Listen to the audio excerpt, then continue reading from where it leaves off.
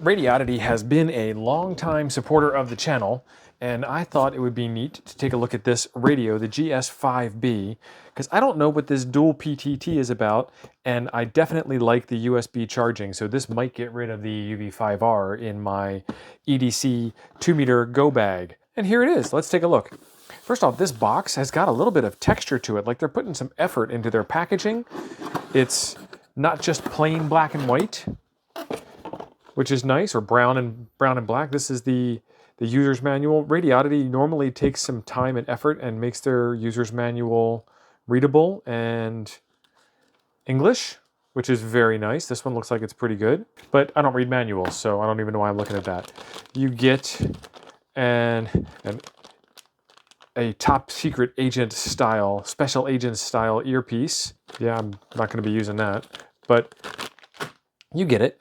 It has a desk charging stand that takes USB or a 12-volt barrel jack. So if you're running this at home, you can plug it into your ham radio bench supply, or if you're running it on the go or at your office, you can plug it into your regular USB wall wart. We have a battery. Let's take a look. So the battery's got a USB door on it, again, micro USB. Micro USB is better than no USB. This radio was probably designed before USB-C was popular. What do we have here? We have a belt clip. Oh, I love belt clips. And a lanyard. I like lanyards as much as I like belt clips. I might actually like lanyards more. That's actually a nice quality lanyard. Okay, and we have the rubber duck. Breaker 19, this here's a rubber duck. Why does it have paper around it? Talking about what kind of chemicals are in it. And it says FM 136 to 174 and 400 to 470. Not bad. A little higher quality than most rubber ducks that I have seen. And a 12-volt power supply. Anything else? Nothing else. Let's get the radio out of the bag. It's a bright orange boy. Oh, look at this. All right, nice and clean. Now let's get this thing assembled and fully charged. Okay, the screws for belt clip are on the radio already. And these screws are nice and long to make it easy to get them installed. I'm going to put them in a little bit loosely on both sides to get it all centered up. And it looks like the lanyard goes on the belt clip itself. I don't know that I like that the lanyard goes on the belt clip itself, but it does, so we'll try it. And honestly, I've said this a couple of times before, I don't actually use the lanyard for its typical lanyard functions. I use it as a spare piece of emergency cordage for when I'm out doing regular old-fashioned activations. Ouch. This battery screws in place, and that screw is huge. I don't even have a screwdriver bit big enough for that. So what happens is you cam out right at the last second. But we got it in there. Let's get the antenna on. I like that it's bright orange. It screams, "Notice me." Okay, it goes in the cradle just fine. It seems like it's tilting a little bit forward. I would rather have it tilt a little bit back to make it easier to read, but that's okay. Let's get that out of the way. The charger output 12 volts, 500 milliamps. So it doesn't put out a whole lot of power at 12 volts. And then baked into here somewhere is your step down to get it down to whatever power this battery needs to charge. Because if it charges off a USB, it doesn't charge off of 12 volts. So let's see, flashlight. You turn the flashlight on without having the radio on. Nice color screen. Flashlight. That's a pretty bright flashlight too. Let's turn some lights off. I mean, it's still daylight. But that's actually better than most of the little LED lights. And it has a lot to do, why did I look directly into the lens? It has a lot to do with, oh, SOS. It's blue and white and red. Nice. It has a lot to do with the fact that it's an LED, yes, but it's inside of a reflective spot, so it makes the thing work a little bit better. And it turns the lights off, so it does the thing. Kilo, Mike 9 Golf, KM9G. Testing. Signal meter doesn't change when you key down. And PTT1 does the top, and PTT2 does the bottom, and it likes to turn my lights off. We've got some more work to do. Impressions on the design overall. I love the way it looks. I like the screen. The screen is nice and bright. This case is sort of speckled plastic. It's got some texture to it, so it's going to resist scratching and dents and abrasions and stuff, and if you do get them, it's going to be hard to notice that they're there. This black part seems a little bit kind of rubberized. There is a little trap door here, which makes me think that this thing is somewhat lightly waterproof. It's got a nice design language to it. You've got an extra button here on the side, PTT1, PTT2, your flashlight. There's an indicator light up top. That is not a button. And then your Kenwood connector. That looks like it might be a little bit close for a Kenwood connector. Let me check. All right, what I have here is the all-in-one cable from Simon. We did a Ham Nuggets episode exploring this cable. This is a serial programming cable for something like Chirp to program your radio or any other radio programming software, as well as a sound card with a USB-C interface. And so you can do radio programming or you can do APRS. Yep, and it fits right in there. So I will leave a link to the live stream that we did up here in the corner and give you some more information on this AIOC cable. AIOC, all in one cable. AIOC cable. We got some more work to do on this. We have the Shorecom SW102, which is plugged into the main port on the radio, the only port on the radio. And then we have this fancy looking ground plane here and the stock rubber duck built in. So how much power can we transfer from the radio through the power meter into the rubber duck? And what is the SWR? Okay, so let's turn you back on. Welcome. Channel mode. Channel mode. FM radio. On. Off. Which I didn't want to hear any FM radio anyway. Menu. Radio set, squelch, transmit power. High, good. Confirm. Okay, it's saying that we are on 445. So let's key up and see if we are on 445. 445.001, 5.07 watts, 1.4 SWR, low power. Confirm. And now it says L for low power, 2.56 watts, 1.7 SWR. Okay, let's go back to high power. All right, we're on 144.5500. Let's see if that works. 4.26 watts, 1.4 SWR, low power. 144.500, 2.26 watts, 1.1 to 1 SWR. And the frequency is 144.550 on the Shorecom. So that works out really well. So now our PTT-A, our PTT-1 is 144.55, and our PTT-2 is 448.35. So I'm going to see if I can switch over. 448.351, 145.550. So very easily I can say Kilo Mike 9 Golf testing. Kilo Mike 9 Golf testing. And it respects your power settings per PTT band, per VFOA, VFOB. So that's fantastic. Okay, and this concludes today's Shorecom testing. Get some zoom in here and we can take a walk through the menus together. Turn the volume down a bit. Menu. The main high-level menu, we have radio set, Vox level, setting. That seems rather generic. CTCSS, DCS for tone setting, channel storage, search frequency, nice. Bluetooth, so that's probably scanning. Bluetooth, it's got built-in Bluetooth. About machine. Software 1.83, hardware 0.05. That means there might be firmware upgrades. Reset. Okay, so inside the radio set menu, we can set the squelch, the transmitter power, the bandwidth to wide or narrow, busy lockout, timeout timer. Vox level is pretty self-explanatory. This setting menu is weird. Battery save is off where it should be. We want all the powers. Dual standby. Okay, manual time. What is dual standby? After a turn on dual standby function, you can wait 2 channel signals from band A and band B at the same time. That doesn't give me any more help than I had the last time. Okay, back to the menu. SOS mode. On site, send sound, send code. Okay, back to the manual. What is SOS mode? What does it do for me? The radio emits an alarm tone and does not send out signals to others. Send sound. Transmit the alarm sound through the signal. Transmit the alarm code through the signal. Long press PF1 to turn on SOS mode. Okay, so it's going to transmit something if you long press PF1.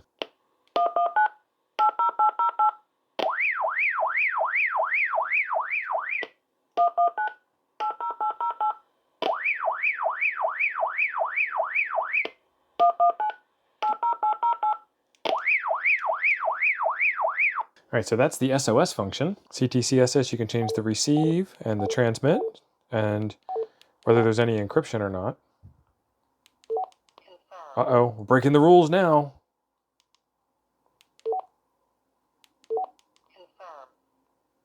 All right, encryption is off.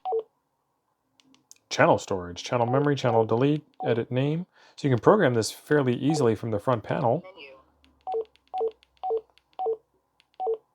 search frequency. Okay, Bluetooth on.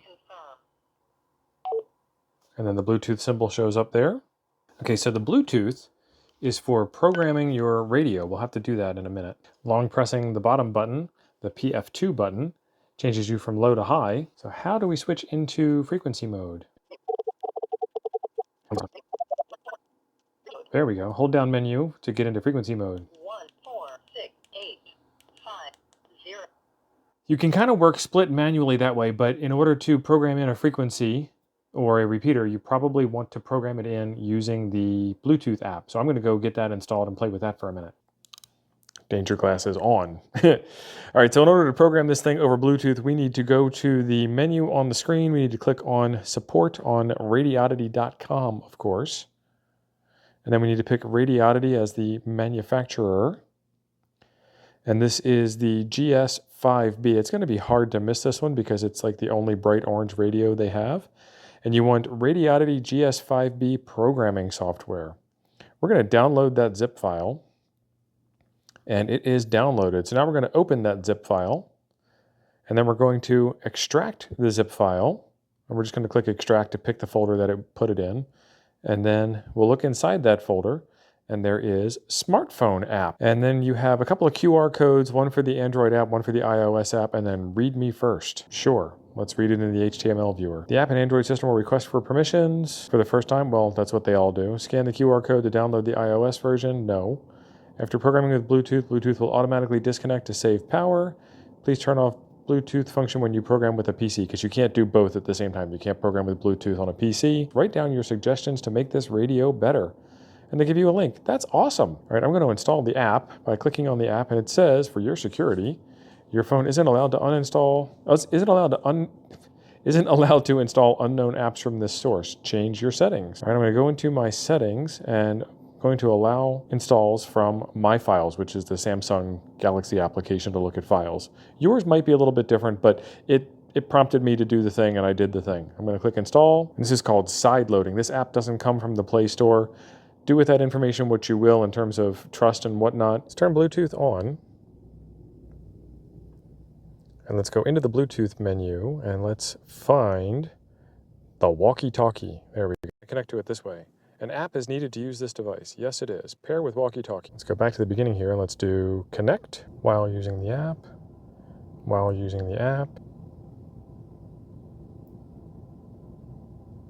Okay, so something in the permissions was needed in order to get the thing to be able to be connected. I'm not sure why it needs to take pictures in order to be able to connect it to Bluetooth programming, but it did. Let's do read. It says program on the radio. It is reading from the radio. And let's see, channel information, channel name. Let's give it a name. We'll call it the 25/85. Nope, can't do slash. 2585, can't do hyphen. Weird. And receive is 146.85, and transmit is 146.25. And there's no tones, no codes. We want to put it on the scan. We want to allow send. Busy lockout's fine. Transmit power is high. It's weird that it goes gray when you do that. And we're going to put that on to wide, PTT ID. Beginning of transmission, end of transmission, off. So no Roger beep. Encryption is off. Save. Replace existing. Save. Okay. Now we go home and we say, please select setting. Okay. And we do write, and it's writing to the radio. Radio's rebooting, and it has rebooted. 0 is programmed in as the 2585. And I can't open it from here.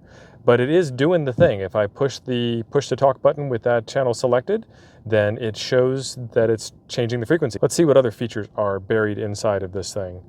Let's hit connect, walkie-talkie, connection successful. Let's do read. I don't really need to read, but I'm doing read anyway. Frequency mode. And this is the frequency that's in the other VFO, which is fine. That's just where it happened to be. Because what I was playing with before, step frequency, transmit power high, wide narrow, encryption off. And yep, that's where the B frequency was. That's fine. Optional features. Squelch level 3, battery save.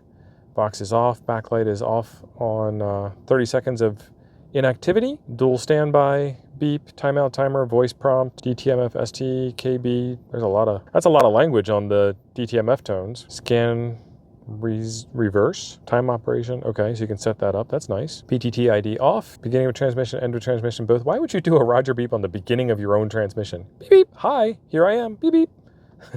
Just to doubly annoy people that get triggered by that. Awesome. All right. A channel display is name plus channel. B channel display is name plus channel. Let's try that. BCL, auto lock, alarm mode. I should be able to tap on BCL and it gives me some information on what BCL is. Or long press, turn it on, turn it off. Alarm mode, send code. Okay, so this is your SOS alarm. And I would recommend that you do this at sight so that it doesn't send it out over the airwave. Send tone off, tail noise clear, Roger beep off. So you have Roger beep, you have tail noise clear, and then you have PTT ID. Work mode A, work mode B, frequency channel. So VFO A would be channel, VFO B would be frequency. That works. Keyboard lock, switch on icon. Radioddity logo, welcome or default character. Okay. Channel count 128. Can I just add arbitrarily a 65,000 channels?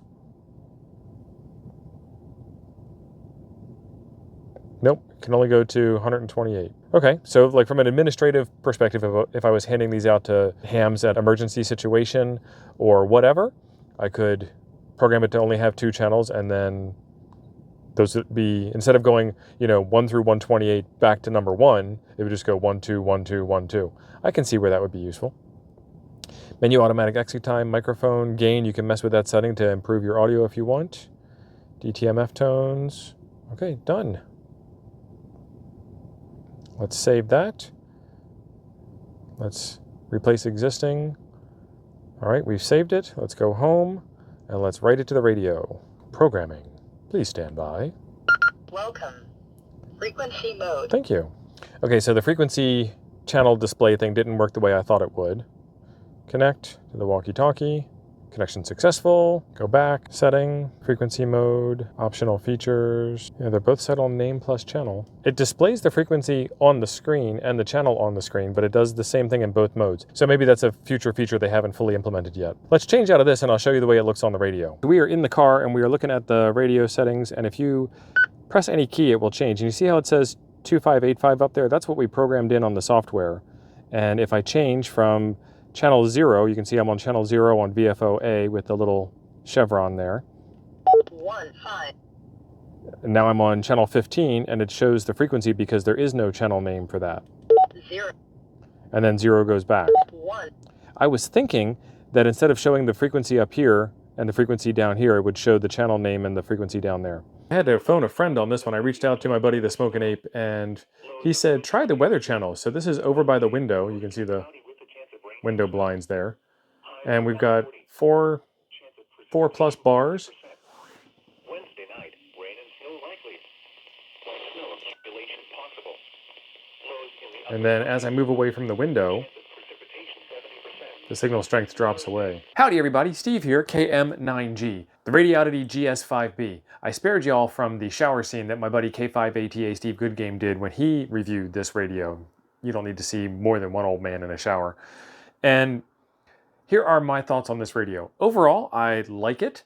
It is bright orange, which is fantastic. It says, look at me, I'm a radio. And then people would hopefully, my hope is that they would ask, what's that do? Why do you have that? What do you do with it? And then I can strike up a conversation about how awesome our hobby is. It's got the dual PTT, which is interesting. I could monitor and actually talk on 2 different repeaters at the same time. So I could see where that would be pretty useful. The SOS feature, don't like it at all. The flashlight on the bottom is fantastically bright and actually might be useful compared to the ones that just have the little LED on the top. That doesn't make any sense. The signal strength meter, fantastic for fox hunting. You can key this up with a decent antenna, with a step attenuator to drop the noise down, with a frequency offset device, with a whole bunch of things, and then you can watch that frequency meter in real time as you move the radio around. Like I just demonstrated with the weather channel service that's out there. You could see as I moved away from the window, the signal strength got weaker, as you'd expect. Imagine if you're looking for a hidden transmitter, that would be fairly useful. There are links in the description down below for this thing. I can get you a nice discount on this, and my friends at Radioddity are fantastic. I asked them if I could review it. They said yes, and here it is. I like it. There is a video right over here I think you'll enjoy next. Thanks for being awesome. I'll be over there waiting for you.